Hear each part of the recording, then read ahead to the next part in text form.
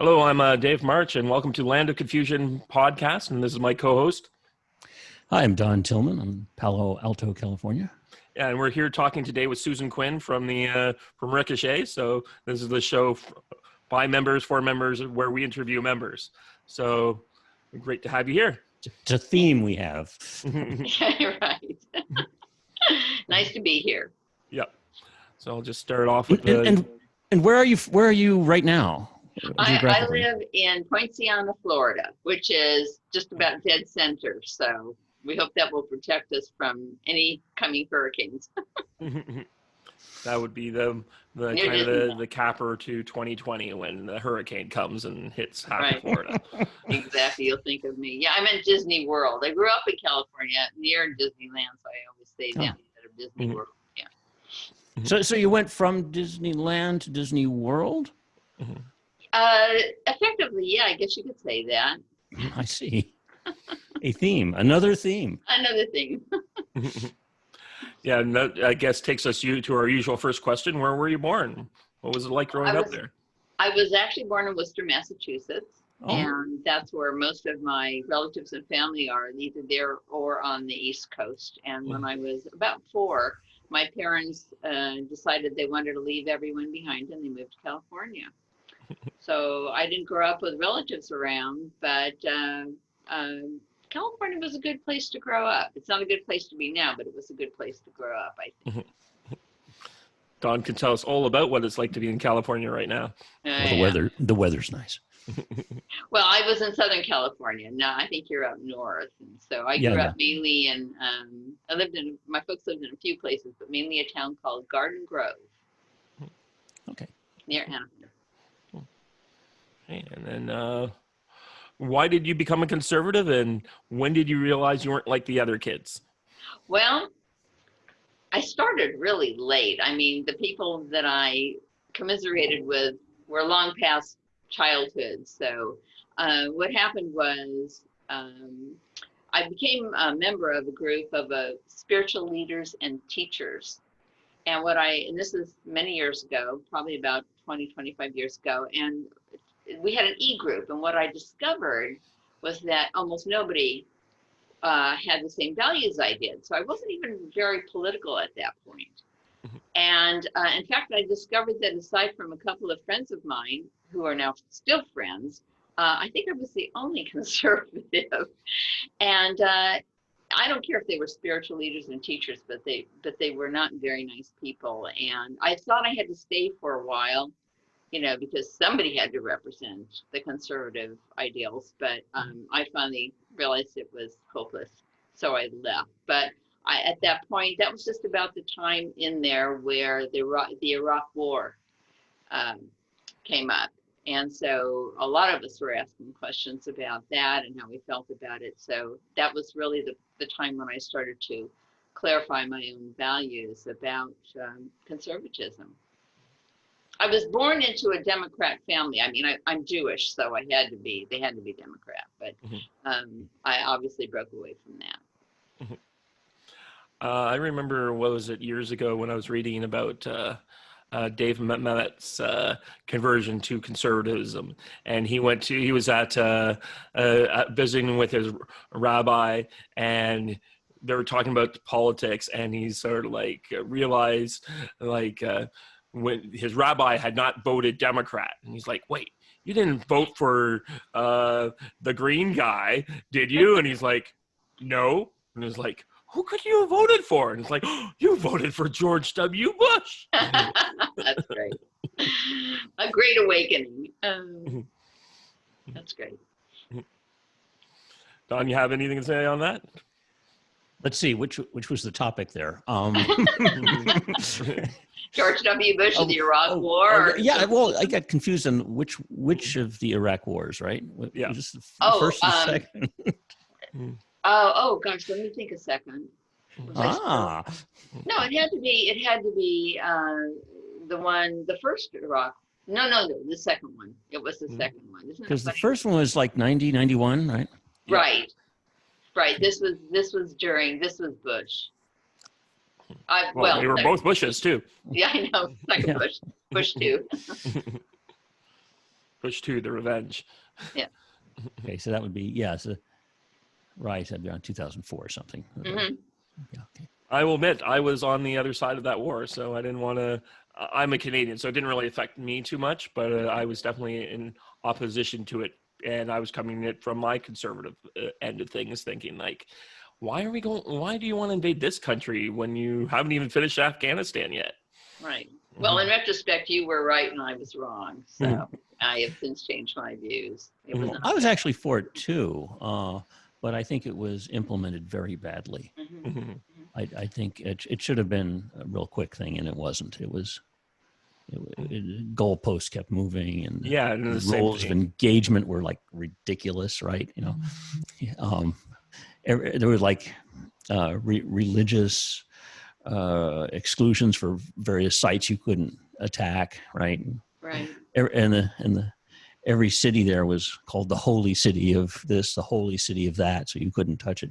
We don't have that in this country. The best we can do for holy cities is Toledo. I mean, that's all we got. Oh, that's good. Yeah. Actually, I read a book about the actual invasion, and it's an interesting scene happens is that the 1st Marine Division is assigned to Mosul, of all places. And it's right after the war, and it's peaceful. They got the place running smoothly. Everything's fine. And then they're being rotated out and being replaced by the 82nd Airborne. And the 82nd Airborne is like, you guys are completely screwing all this up. We're going to fix this problem, and we're going to really run this city right. And 2 weeks later was what we now know as Mosul. It is like the Army had a different view of things on the Marines, and just went to crap pretty quickly.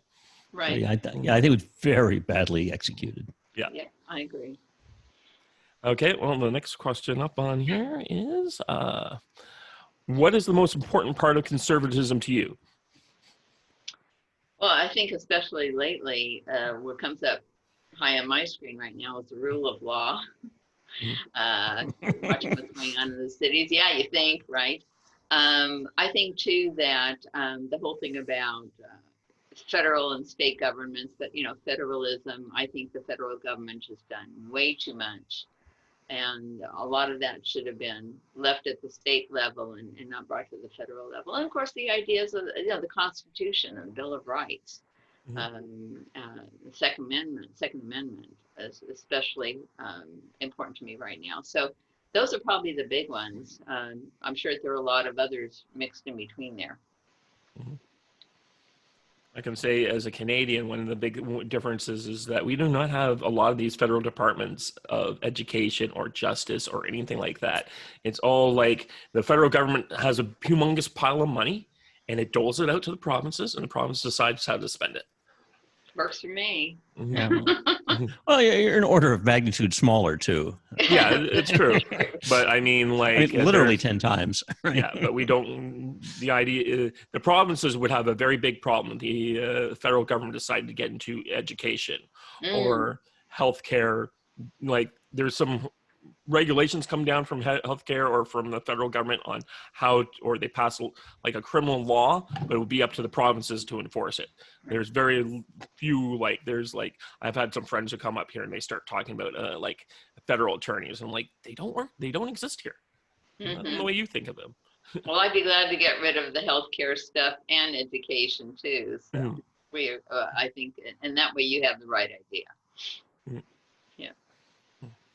And I think the biggest problem with the federal government doing things is that it's run, we say in engineer's land, open loop. There's no checks and balances on it. Is it doing good? Is it making them issues worse? There's no feedback, no checks to see, no testing, no metric of success. Right. And if that's the case, just go nuts, right? And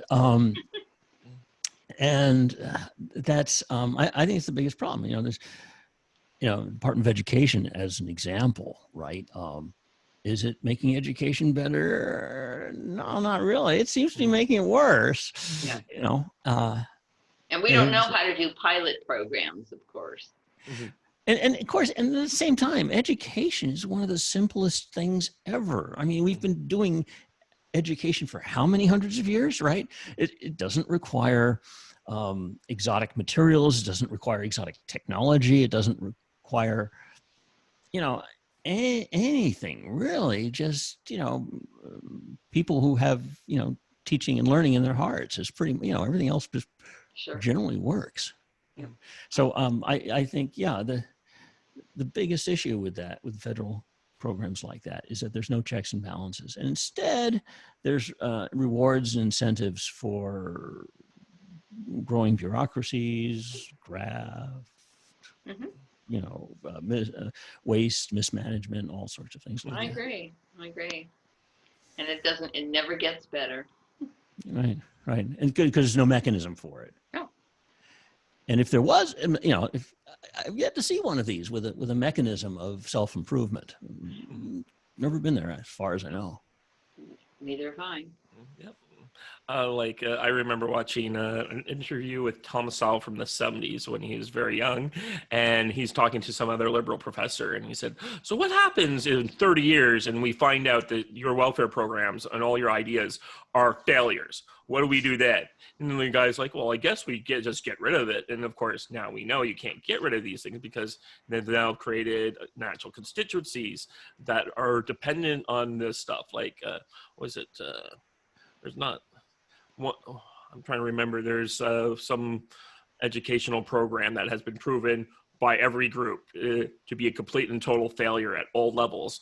But Head Start, I believe. Yeah, I saw you with the Head Start. Yeah. Yeah. And it's been proven to be utter failure. But if you get rid of it, you're getting rid of 50,000 people. Mhm. And all those people are giving money to political causes. They have jobs. There's a constituency. They have stuff there, and it's just like, you can't get rid of it because otherwise you'll fire 50,000 people and then you'll be a inhuman monster for doing that.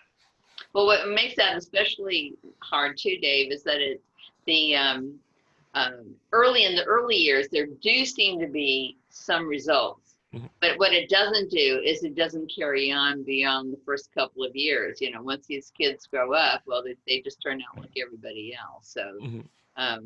Yeah, so what they do is they point to the early years and say, well, see, that worked. Yeah. Right. My next question is, and how did you find out about Ricochet?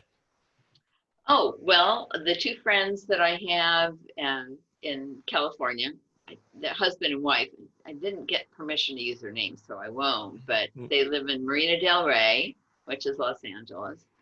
And they were in the same spiritual leaders and teachers group that I mentioned earlier. And so we had lots of discussions about politics, conservatives, really smart people. And they were in a conservative group and they asked each other, what are the best websites for conservative conversation? And Ricochet was one of those that was mentioned. And so I went and checked them, several of them out, and I went to Ricochet and I could see that it was really different. And so I lurked for a while, and at some point I joined up, and then I was reading more and more posts, and I finally took the leap, and I wrote, and that's where it started. And I was really lucky that John Gabriel almost gave me a heart attack one day when he asked if I'd like to be a contributor. Oh my gosh, really? And he said, sure. And so I've been contributing ever since. Now, as a contributor, I guess the question is, so do you have a weekly column you have to do, or do you just post and then anything you do just gets put to the main feed? Yes and no. The way it works technically is that I can write whenever I want to. In fact, we've had a lot of contributors that have come and gone. Lately, we've had some who've really stuck around and do a great job, like Clifford Brown and Henry Ressett. I hope I said that right. But there's no requirement. In fact, I kind of feel like I've abused the privilege because I've been writing something at least 5 days a week, I think. And I feel like I'm taking space maybe that I'm not entitled to. But anyway, I can ask to have it put on the main feed, But a number of us have actually decided to start a member feed because number one, we want members to see our writing because we're members too. And some of them get promoted and some of them don't, just like everybody else's. And most of the time they promote the ones that I think are worthy, not always, but most of the time they do. And it's always nice to know that they're worthy of being promoted on their own merit, not just because I'm a contributor. Mhm. Yeah.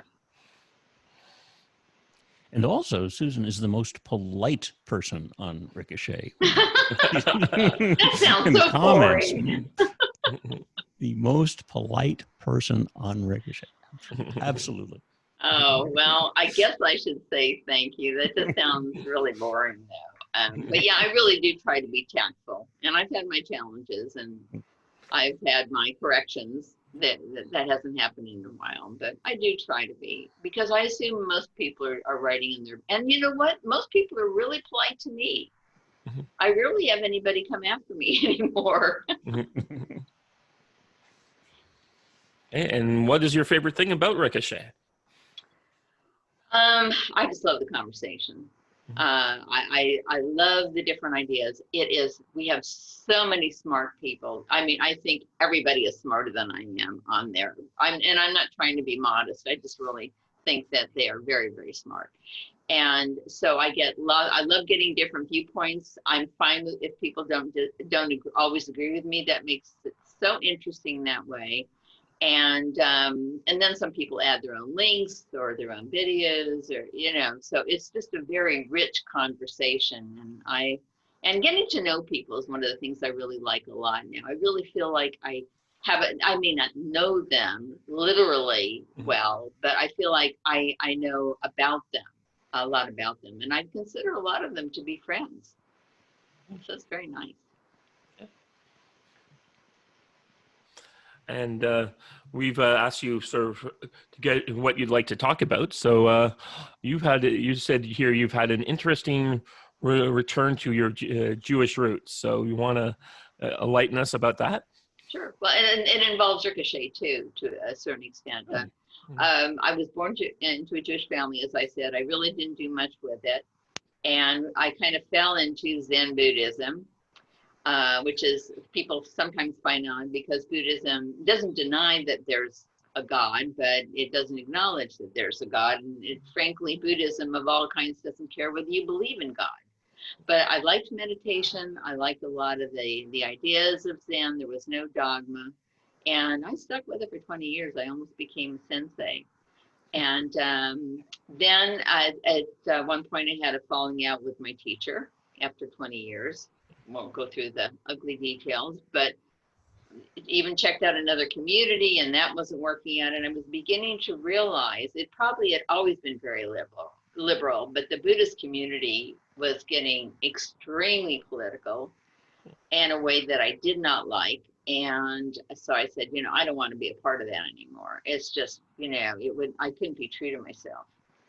So what happened is at that point I was already on Ricochet, and I discovered Iwi, and Iwi often writes on topics on Judaism. He writes on other things as well, and I'm sort of going, what do I want to do now? I mean, I feel like I want to be engaged with a religious practice, and so long story short, he put me on to the book that he had written, and I often commented on his posts. And then I started thinking about getting serious about Judaism, and then I got really terrified because I thought, oh my gosh, I cannot become an Orthodox Jew. My husband is a Gentile. So he's put up with all these changes over the years. We've been married 46 years, and it's like, sure, why not? But he's not actively participated. And so what happened is when I started to explore getting back to Judaism, over time what happened is that Iwi eventually asked if I would write a book with him. And I went, me? I said, I don't know anything about Judaism. Well, that's just what he wanted. He wanted someone who didn't know what she was talking about, kind of. And so what happened was, what I did is the first book, I took a lot of his essays and organized them and collated them and took a lot of those ideas and made the first book called Creative Judaism. And then the second book, we kind of did from scratch. And I was really honored. I mean, I guess he feels like I asked questions that the ordinary Orthodox religious Jew would not ask, because I don't know from Adam, you know, and that was not intended. I really didn't mean to do that. Anyway, stop laughing, Tom. That's good. So what happened is that we started to kind of look at the Torah together once a week or once every couple of weeks. And again, I would ask these unusual questions. And I would also be fascinated by his ideas about Torah, several of which are unconventional. But I had no biases. So that's really interesting, where a religious Jew might go, are you serious? And they did. So what we do now is we've done 2 books, and we work on, usually he writes the posts, but he gives me credit because I usually kind of brainstorm the ideas and explore them. We explore them together. And I'm deeply honored that he still likes to work with me. I've gotten to know his family. I've been to his home to be with his family for Passover 3 years now. I love it. His kids are amazing. His wife is amazing. And I feel incredibly fortunate. So that's how I ended up. So I'm still there are a lot of things I practice, but trust me, there are more things I don't do in terms of Judaism than I do, but it's okay. I'm satisfied where I am at the moment. Does that raise any questions? Oh, well, I can relate to probably your husband in the sense that my girlfriend's Jewish, and she's much more, I don't know, she's more Orthodox, but she's definitely, I think she's Reformed Orthodox or whatever. I don't understand it, but it seems to be a bit more, we do all the rituals, but we just don't do all the crazy end of the Hasidism and all that stuff. So she's fairly knowledgeable with she's stuff. Probably a conservative too. Yeah, I guess that's what her right. group is then. Mm-hmm. And I don't take any label on because I don't fit anywhere really. So. Mm-hmm. Yeah, so I have seen some of the stuff happen, but she's very open and talking about it sometimes, and then she's very private about it at other times. So it's kind of weird. Okay. Well, anytime that my husband wants to ask me questions about what I'm doing, and at this point, he kind of has a sense. He's met Iwi, and he's talked with him, and he has a sense that, because I'm very fortunate. Generally, men do not do that kind of study with women in the Orthodox community, but we're just friends and very grateful to be. In fact, I would love for him to be my brother, but since I don't have much of a brother, I do have one, but not much of one. So yeah, I've had similar issues with my siblings. So yeah, just there like you go. Being distant and apart. Like I was born, I think the youngest was 13 when I was born. So that's just been the biggest difference. Okay, yes, it does. How about you? I was just going to mention the other thing that's come up lately on I didn't think to mention it on Ricochet, was my work as a consultant. I was an independent consultant for many years. In consulting what? Well, the first business was more of a training business. I was on my own, and I taught people how to write and developed a course for that, mainly for engineers. And I sold that business and loved the area of organizational development. Remember quality service? Remember when that stuff came up and Tom Peters? Do you remember the name Tom Peters? Tom Peters. Who was the other one? I was talking about the subject of quality service. Oh, quality service. Oh, yeah. Right. Yeah. And so I was interested in that, but I found that what I really loved the most, and where I could create a niche for myself, was in dealing with conflict. Because most people who say they work with groups that are in conflict don't really do a great job of it, because they don't like conflict themselves. Most people don't like conflicts. Mm-hmm. So where I find it fascinating, and so I created a niche of working with groups that really had serious conflicts. And you work with businesses mostly? I work mainly with city governments, and I work with police departments. I have some companies that I work with, but it just that my client base is then that it had been in writing had been with cities, and then it just sort of transferred over. But municipalities were really good people that I work with, and I didn't have to get into the other kinds of consulting that consultants often do with businesses. Although they have the same personnel problems, it doesn't matter. They fight with each other either way. Yeah. Yeah. So I would guess like a relationship with a client would probably start out with like a seminar kind of thing, and then you'd go from there. Well, what usually happens is from the very start is either they get a referral about me or they see me give a presentation and ask me about the work I do. And then what I do is, just to give you a quick rundown, is I go and I interview with the manager of the group.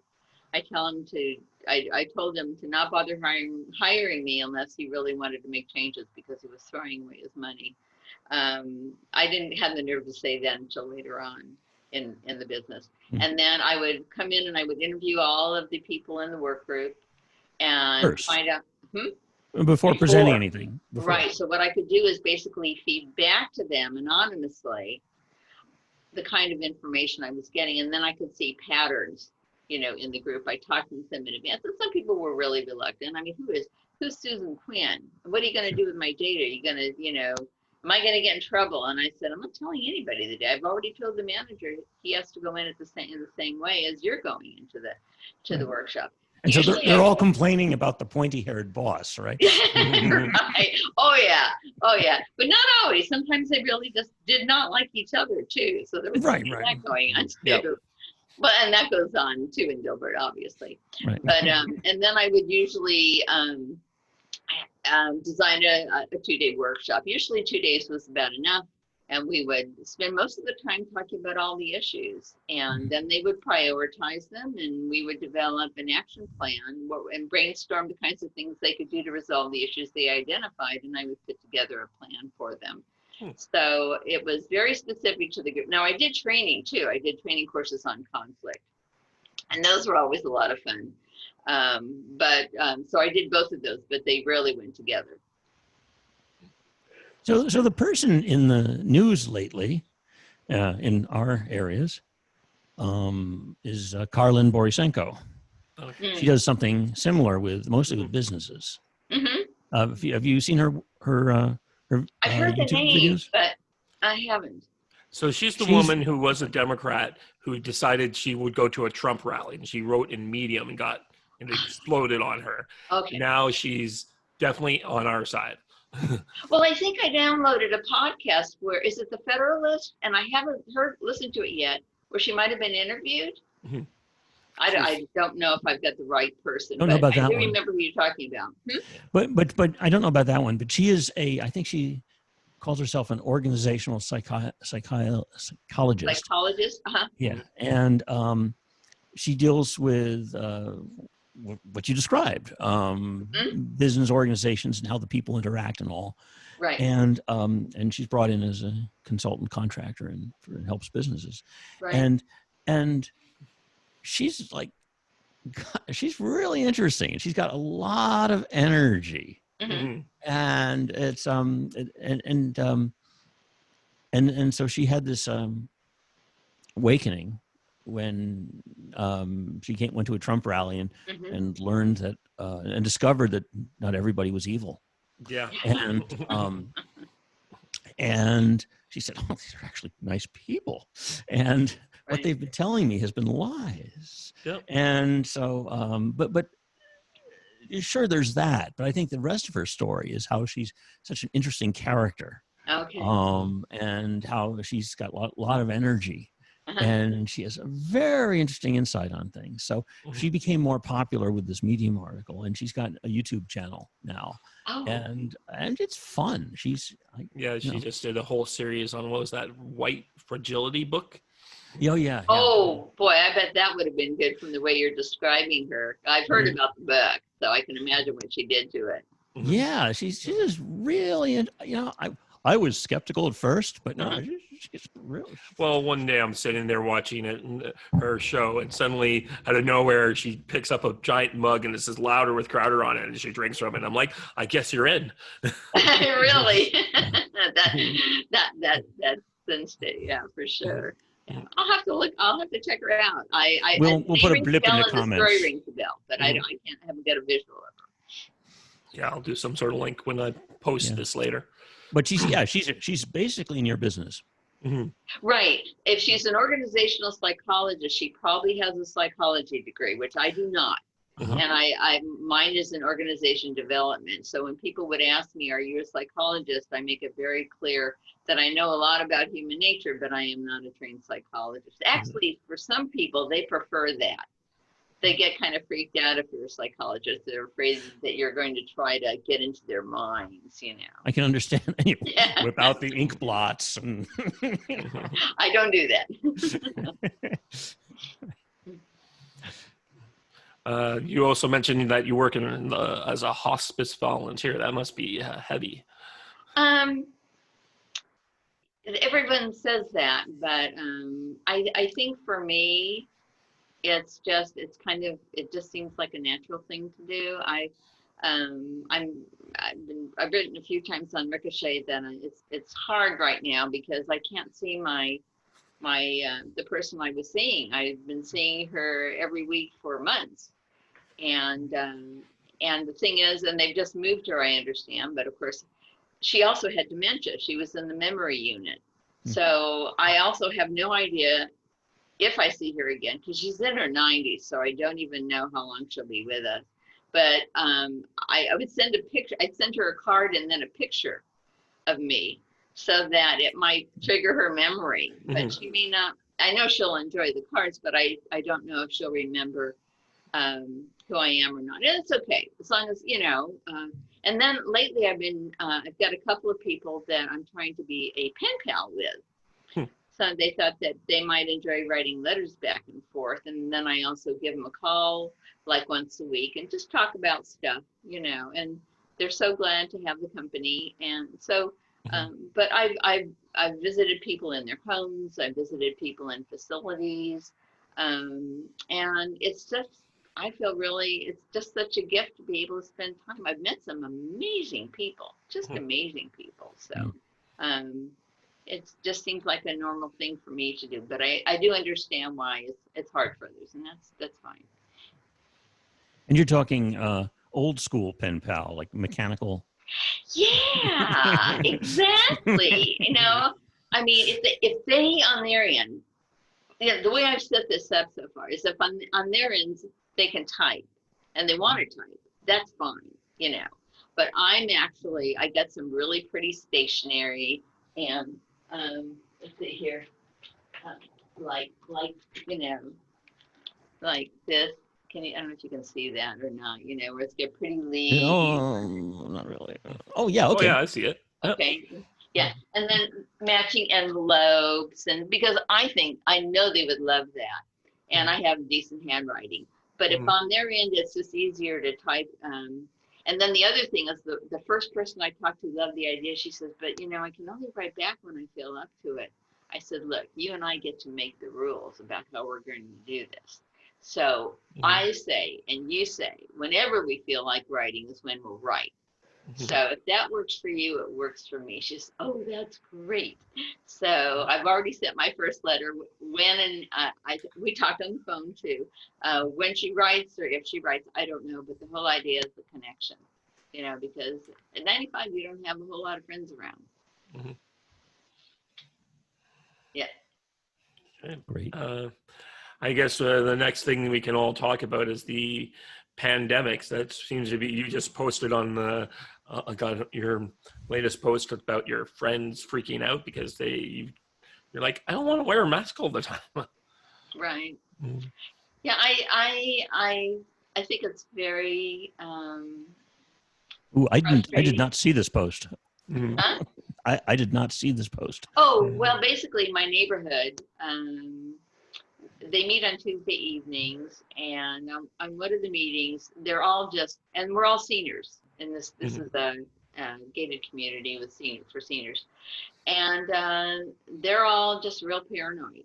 And we meet in the driveway outside, so we're not wearing masks when we meet. And there's probably anywhere from 6 to 10 women who get together. But the first time I met with them, they were just making me crazy. I let myself feel crazy, I should say. I'm not going to blame other people, but they were so scared. And, oh, I'm going to be wearing a mask until there's a vaccine. And, oh, I don't go work out at the workout facility because they won't all wear masks in there. And even though they were spacing machines and spacing people for classes. And then I had one woman who said to me that, well, my husband has to deal with cancer now and then, and I'm certainly not going to put his life at risk, like I was putting my husband's life at risk, because he has a lung condition. And I wasn't too happy with her comment. But we had this whole great discussion. Check it out, Don, called Commiserating on Mortality, and talking about the fact that, you know, it's very hard to be with people who are so afraid all the time.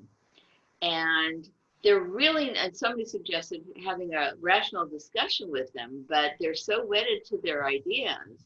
Yeah. And there's so much conflicting information out there that it's like, you know, I'm probably not going to go over and meet with them again. It's just, we don't talk only about the virus, but the stuff that comes up, it's just too much for me. I mean, I'm trying to get through like everybody else, but I'm not in a panic. And most of the time, for other people's sake, I do wear a mask at the grocery store. I do wear a mask at the bank. But when I go to the gun range, they're not wearing masks, and I don't wear a mask, you know. So they probably wonder if I was a robber or something if I did in there. But I call it hygiene theater. Yes. And I'm supposed to, you know, and when you get like overly concerned about things like that, I'm guessing there's like kind of competitive nature to it. Like I'm wearing 2 masks, you know? Yeah. Oh, I will. Oh, I'm wearing 3. Well, it's kind of the revolutionary group thing. If you're not in with us, we can't be you. What's wrong with you? Or maybe you're right and we're secretly wrong, but we can't admit it. Kind of like all those people who still stayed being communists even after the Soviet Union fall, or Khrushchev said Stalin was bad. Like, no, that means if that's right, or if they're wrong, that means I've been wrong all this, and I can't ever admit that I was wrong. I've sacrificed too much. Right. And so or the people who now say, well, if we did it, we do it better than they did. You know, it's like, don't think so. Yeah. So, yeah. Yeah. Well, I think one of the problems, I guess I mentioned this before, was that a lot of people are looking for very hard and fast rules that they must follow, as opposed to handling the situation as appropriate, right? And, you know, if we're pretty good now. We know how it travels. We know what happens. We understand it better. We can visualize it, and we see that, you know, if you have to spend a certain amount of hours in a crowded and closed place with random strangers, that's not that good. But that's what they have in like the subways in New York City, right? But when you don't have that extreme case, it's not that bad, right? I agree. I mean, if you just work out, you know, the numbers are clear. If you're in contact, you measure like the number of hours you're in close contact with random strangers. If it's a low number, then you're probably pretty good. If it's a high number, that's a problem. Right. Well, I had a post saying that I think there's going to be a huge epidemic of PTSD after this. You know, and you know, it's really bad as the kids. Yep. How the kids are going to come out of this with their psyche intact, I have no idea. Good news is kids are pretty durable. Very good point. Thank you for reminding me. World War II should show us how kids, those kids had to deal with a lot worse than having to wear a mask so often. And those kids seem to be okay that came out of that. So yes. Kids seem Absolutely. to have a bit more memory foam than the rest of us Mhm. adults. Yeah, I think kids are resilient more so than when we get older, for sure. And yeah, but yeah, it's like I was watching a podcast earlier today from Tom Woods, who's a libertarian, and he's just talking about all this stuff. And he's like, Oh, him. as far as we can tell, we've lost 120,000 people in this, and like those under the age of 40 is 9,000. And at the time, 100,000 people were dead. It was like 9,000 people under the age of 40. And the chance of getting this, if you're under the age of 18, is staggeringly small. But we insist on protecting our kids in a way that we don't otherwise. And it's like, if we spent all the effort at least in my view, if we had spent all the effort that we spent protecting the people who didn't need protection on the people who really did, there'd be a lot less people dead. That's very true. Mhm. Yeah. And I have to admit, it's funny because I forget how old I am. Mhm. So when I hear about how Happens. things are, well, when I hear about how things are getting so much better, and that, and then I remember that I'm in that supposed vulnerable group, and it's very annoying. I mean, because I can't do it. I can't get out of the group. Right. Well, I can, but not not in any way I want to. So I think to myself, these younger folks should be delighted that they're extremely low risk compared to people like me. So, Well, back to Tom Woods for the moment. He was pointing out that they've done studies and talked to kids in their 20s and 30s and said, or well, not necessarily kids, but young adults, and said, hey, how many people do you expect amongst your friends groups to die from this? Or out of 1,000 people, how many you think are going to die under the age of 40? And they'll come up with ridiculous numbers because, unfortunately, like you said, bad information. But I also think the media is really responsible for ginning up this crisis and spreading around a lot of maximizing fear. Like we had a major article or in one of our in Global News, which is one of the big organizations up here in Canada, and they had this poster and it showed this is why the United States-Canada border needs to stay closed down.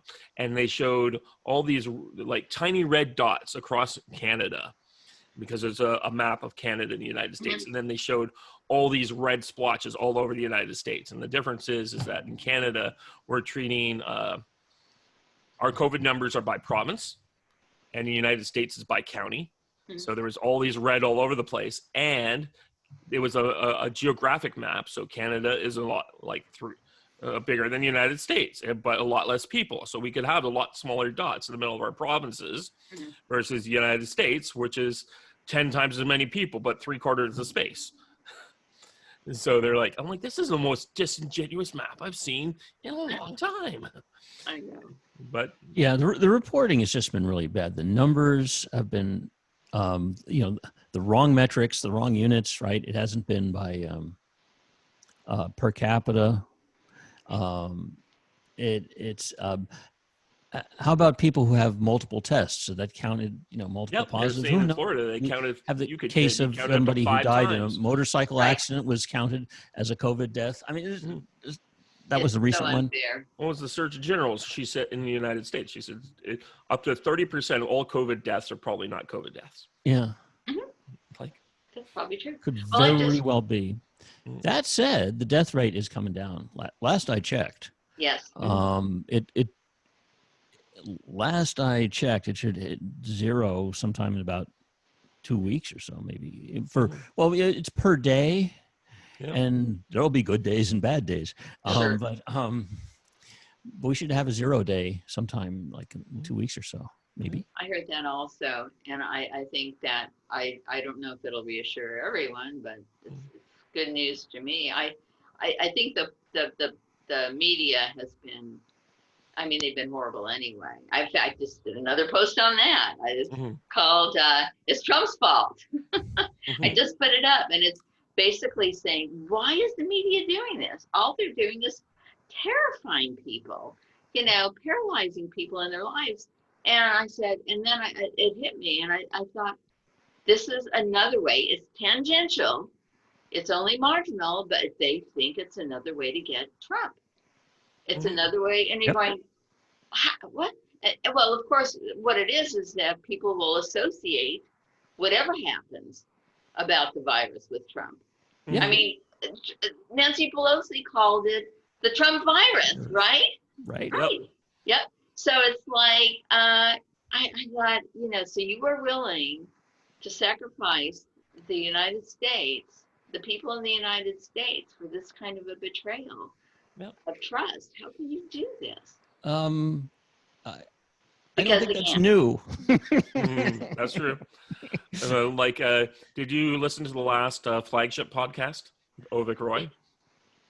I did not. Yes, he made a big point. He's like, as soon as back in the 1990s, early 90s, after George Bush's this terrible recessions wrecking havoc across the United States, as soon as Bill Clinton was elected, it suddenly became, well, there's a great turnaround happening here, and everything's in sunny and light. And he speculated if Biden somehow gets elected in at the end of the year, suddenly, as soon as his administration is in power, they're going to do a 180, and it'll all be positive news about all this great progress we're making against the virus.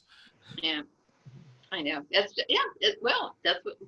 Where is the Durham report? I'm also not too. I'm not too happy to hear that he's also been known to whitewash and let other people off on some of his. Durham has. Yeah, Durham has not the best track record on these things. I hadn't heard that. I wish I hadn't heard that. I'm sorry. He may shock us and surprise us, but there's a lawyer. There's a show I watch called Viva Frey, and he's a Montreal lawyer, but he's hooked up with this American civil rights attorney named Robert Barnes, and Barnes has had encounters with different people at different levels in the government, and he's like, well, he says there's like two truths in the world, and this one you will like to hear. He says Jeffrey Epstein didn't kill himself, and Sally Yates is the most corrupt. Okay. He's like, he's like, I've had to fight her on numerous court cases. She is corrupt as the day is long. Right. Well, I most of the upper FBI, the leadership, I think, and many of them are gone, were too. So, sometimes I feel like I'm living in some kind of a nightmare. I mean, life overall for me is good. I have very, very few complaints, and if they are, they're stupid complaints. But you start looking out around you, and how is this possible? This insanity, It's terrible. Yeah, it's just a weird place, but was it 90% of all reporters live in two places in the United States, New York and Washington, D.C. Oh, yeah. They don't live in Los Angeles, too? No, it's all the two power centers seem to be there because you got the internet and that kind of stuff. But, I mean, the Hollywood entertainment sector is in the United States, is in California, but regional newspapers all kind of died, but they're being replaced by more and more people like Tim Pool or all these other people. You can go out and get your own news, and it's going to become more and more individually curated to whatever you want versus necessarily we have three big corporations and a couple of newspapers and a couple magazines letting you know what is acceptable talk. So. Interesting. Yeah, we've gotten rid of 2 or 3 papers. The last one we actually got rid of was the Orlando Sentinel, and now we only get it on Sundays because we like the comics.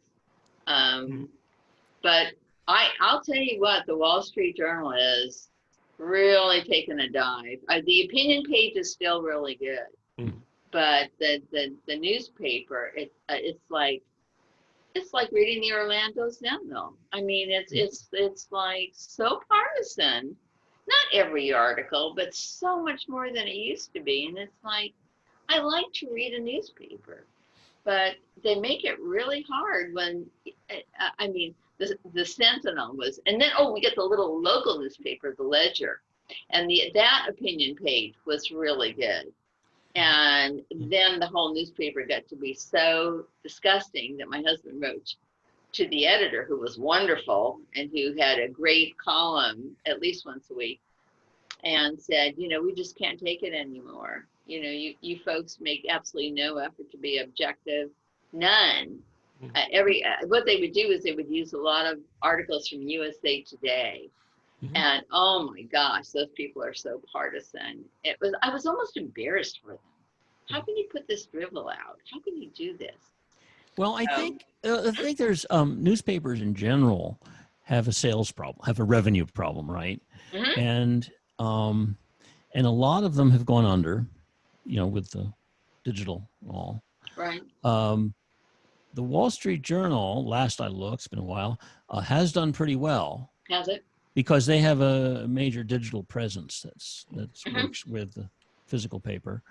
And it turns out that when I last read about this, local papers have been doing really well because they cover local news in a way that you don't normally see. Right. It's not normally available. And they carry the Sudoku puzzle, so Yeah. it's always good. Well, that's why we had gotten the one small local paper, the one out of Lakeland, which is much, much smaller even than the old Right. Orlando Sentinel, to get the local news. Yeah, But and there's a good market. yeah, and so And there always they will were be, I focused on- think. One of the There always problems, will of be a course, market for that, I with think. So I think they will journalism do is, of well course, in one form or another. Right. one of the big problems with journalism, unfortunately, is where we're getting all the new reporters is coming out of journalism schools. Yeah. We have a prominent conservative guy in Canada. His name's Brian Lilly, and he used to have a show on that I watched. And he talked about one day, one of his friends came up to him and said, "My daughter wants to get into journalism school. What do you recommend she go into?" And he says, "Don't send her to journalism school." He's Right. like, "What do you mean?" Every person I've ever met who's ever gone to journalism school has come out dumber than when they went in. Mm-hmm. Well, it's interesting. Hillsdale College, they have a minor in journalism, but they do not have a major in journalism there intentionally. Although they're smart enough to have Molly Hemingway working with them, so that's a step in the right direction. Yeah. I remember years ago I was listening to this guy who's on can't remember his name, but he was on a Sirius XM conservative show, and he was talking about when he went to DJ school or to learn his how to do that, and he goes in and he's taking his class and he has to do his exam, and he goes in and he does this very standard setting up all his songs and all that stuff to do that. And he does it in a way that a modern radio DJ would do it in a music station. And he was given a D on his results. And he went and complained, and it turned out his teacher had come from National Public Radio, and she would only give A's to people who would do stuff that were public radio style. And he complained to the dean, and he fought up and got himself a B or something like that. But he said, "This person here doesn't represent any of the jobs I'm going to get in radio, yet she's going to be here trying to teach me this." And he said years later, when he got some sort of phone call asking for fundraising or to come down and help him out as an alumni, and he's like, "No, you guys refuse to hire people who will instruct us on what the real world is like." Right. Yeah, let's just make believe it's what we want it to be. Mm-hmm. That works. Yeah. Actually, you should check out the salaries of some of the top people at NPR. Mm-hmm. It's like. But I hear, what was it? I don't know if it was on Ricochet or somewhere else, that NPR is not doing. Oh, it was on the Ricochet podcast, I think. They were saying that NPR's ratings are falling. They are not doing well. I don't know. Maybe it's a fluke. Yeah. Well, yeah, maybe. Well, that part of the reason they could be failing too is because they're paying their people too much. Yep, there's something to that, certainly. Right. well, yeah, but I mean, I would assume the kind of failing they're talking about is losing listeners. And Yeah, that's true. And my wife listens all the time. But it's yeah, unfortunately they don't have any competition really, and their production values are generally really good, which is nice to see or hear. And of course, it'd be great if there was a conservative NPR. But yeah, maybe I would guess if they're if their listenership is going down, maybe they're just tiring people out with all their incessant left-wing stuff. Maybe people are just getting tired of it. Yeah, I listen to it every now and then. And usually can't stay on whatever the show is about because they're going to be talking about transgender or the LGBT groups or Trump, and of course in the worst possible way. But every now and then, actually, I like listening to the guys, the auto guys.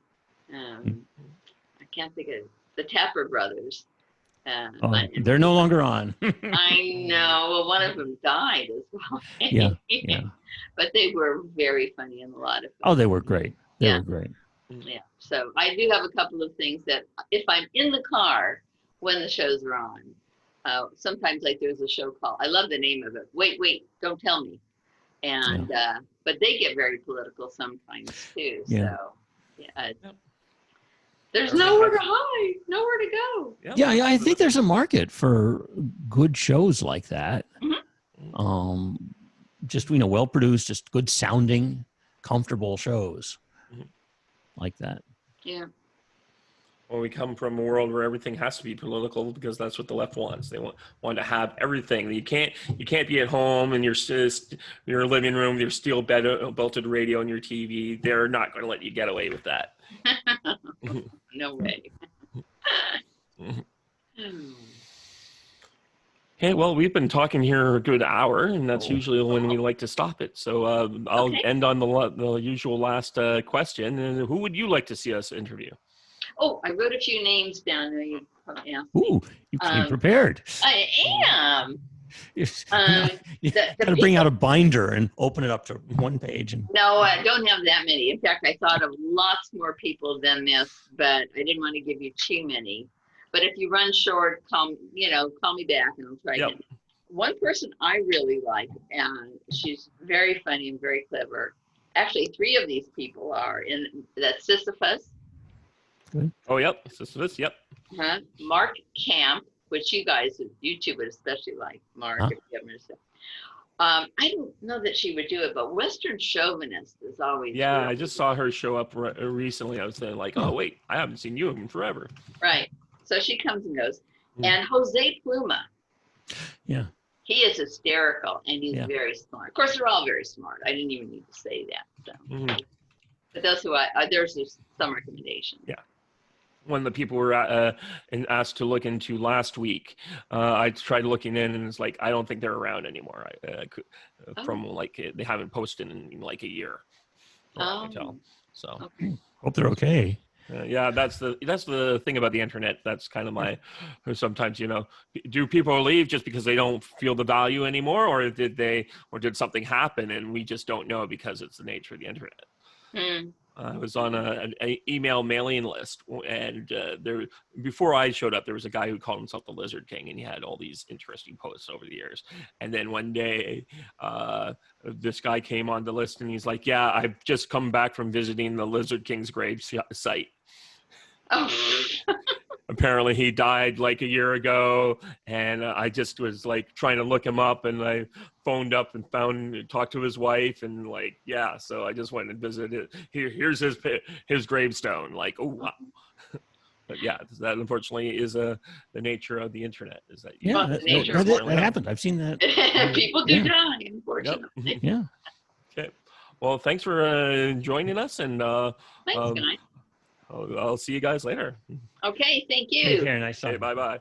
Bye-bye. See ya.